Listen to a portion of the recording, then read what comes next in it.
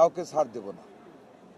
কোনোভাবেই যেই দলেরই হোক না কেন, আমাদের মাননীয় প্রধানমন্ত্রী আগেও নির্দেশ দিয়েছেন সন্ত্রাসীদের বিরুদ্ধে কঠোর অবস্থান নিতে। আজকে ওই ব্যাপারে ওনার নির্দেশ, কাউকে রেহাই দেওয়া হবে না। এরই মধ্যে দুজনকে সকাল থেকে ডিসি এসপিদের সাথে আমি কথা বলেছি। আমি ফ্যামিলি কার্ডের উদ্বোধনীতে আমার উপজেলায় গিয়েছিলাম, আমার নির্বাচনী এলাকায়, যে কারণে আমার আসতে দেরি হয়েছে। আমরা কয়েকবার কথা বলেছি, দুজনকে গ্রেফতার করেছে। মূল যে উদ্যোক্তা ছিল এই মবে, তাকেও গ্রেফতার করা হয়েছে, আরেকজন গ্রেফতার করেছে। বাকি আসামিদেরকে ফুটেজ দেখে দেখে তাদেরকে গ্রেফতারের জন্য আমাদের পুলিশ একদম সোচ্চার রয়েছে। আশা করি চিরেই তারা সব গ্রেফতার হয়ে যাবে এবং সঠিক বিচারের আওতায় তাদের প্রত্যেককে আনা হবে, দৃষ্টান্তমূলক বিচারের আওতায় আনা হবে। আমি একটু বলবো, ঢাকাতে বেশ কিছু ঘটনা ঘটতেছে। আপনাদেরকে একটা কথা বলি, আপনারা জানেন দুর্নীতির জন্য আমরা জিরো টলারেন্স আছি।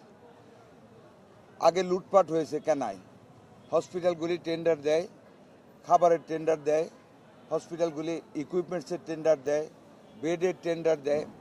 সেখানে আমরা গভর্নমেন্টে আসার পরে সরকারে আমরা অত্যন্ত বলিষ্ঠ পদক্ষেপ নিয়েছি, যারা লোয়েস্ট হবে তাদেরকে কাজ দিতে হবে এবং টেন্ডার ক্লোজেও আমরা পরিবর্তন এনেছি, যাতে করে কোনো রকম পক্ষপাতিত্ব করা না হয়। যারা অতীতে লুটপাট করেছে তাদের স্বার্থে আঘাত পড়েছে, যেই কারণে যেমন আমাদের ক্যান্সার হসপিটালে আমাদের ডাইরেক্টরকে এই পার্সেলজনিত ঘটনায় ওনাকে কুপানি হয়েছিল রাস্তায়। ওই ঘটনার পরে যেটা আপনি বলেছেন আমাদের পক্ষ থেকে, আপনারা জানেন এরই মধ্যে আমরা প্রত্যেকটা হসপিটালে 10 জন করে আর্মস, একজন প্ল্যাটুন কমান্ডার সহ আমরা নিয়োজিত করতে যাচ্ছি।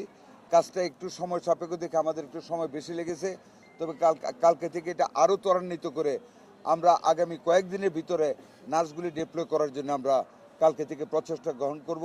আমাদের তো প্লাটুনগুলি ভাগ করতে হয়, এতগুলি আনসার এতগুলি উপজেলায় সব জায়গায় দিতে, যেই কারণে আমাদের একটু আজকে 17 দিন চলছে আমাদের সিদ্ধান্তের।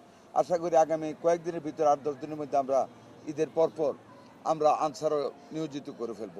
এর মধ্যে আমরা মহাখালীতে আমাদের যেটা মেডিকেল হাব, ওখানে আমাদের একটা পুলিশ ক্যাম্প স্থাপনের স্থায়ীভাবে ওইটা আমরা পদক্ষেপ নিয়েছি। 2-1 দিনের ভিতরে ওইটা হয়ে যাবে। সকল সন্ত্রাসীদের মেডিকেল এলাকায় আমরা চিহ্নিত করেছি ঢাকা শহরে, তাদের কাউকে রেহাই দেওয়া হবে না, সবাইকে গ্রেফতার করা হবে। তারা আমাদের ডাক্তারদেরকে থ্রেট দিচ্ছে বিভিন্নভাবে, কিন্তু আল্লাহর রহমতে আমাদের কয়েকজন ডাক্তারের সাথে যারা থ্রেট পেয়েছেন আমাদের আজকে আলাপ হয়েছে, কেউ শঙ্কিত নয়।